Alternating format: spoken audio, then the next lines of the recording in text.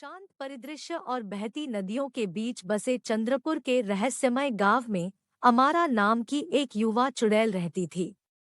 अपने साथियों के विपरीत अमारा के पास एक अनोखा और शक्तिशाली जादू था जो उसके आसपास की दुनिया के सार को आकार दे सकता था। हालांकि उसकी क्षमताओं ने ग्रामीणों के बीच प्रशंसा और आशंका दोनों पैदा की।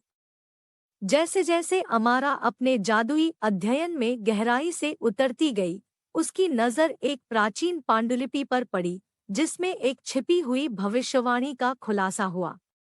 इसमें एक पवित्र कलाकृति, रेडियंट ज्वेल की बात की गई, जो चंद्रपुर में सद्भाव और समृद्धि बहाल करने में सक्षम है।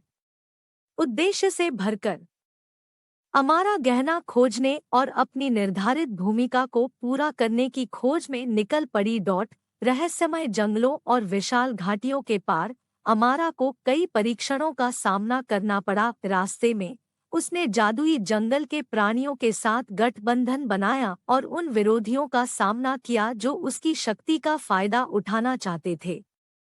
प्रत्येक चुनौती के माध्यम से अमारा का आत्मविश्वास और जादू में निपुणता बढ़ती गई। अंततः एक विश्वासघाती यात्रा के बाद अमारा एक पवित्र मंदिर के मध्य में स्थित दीप्तिमान रत्न के सामने खड़ा हुआ।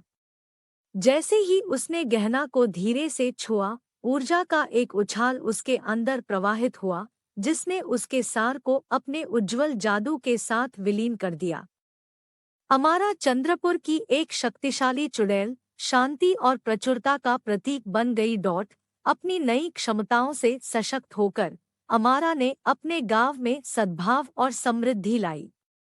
उसने अपने जादू का उपयोग भूमि को ठीक करने, ग्रामीणों के बीच एकता को बढ़ावा देने और उन्हें विपत्ति से बचाने के लिए किया। अमारा को चंद्रपुर की करामाती चुड़ैल के रूप में जाना जाता है, जो अपने गहन ज्ञान और दयालु स्वभाव के लिए पूजनीय है। लेकिन अमारा का सफर यहीं खत्म नहीं हुआ। उसने गांव और उसके निवासियों के उत्थान के लिए अपनी शक्तियों का उपयोग करते हुए अपनी जादुई क्षमताओं की गहराई का पता लगाना जारी रखा।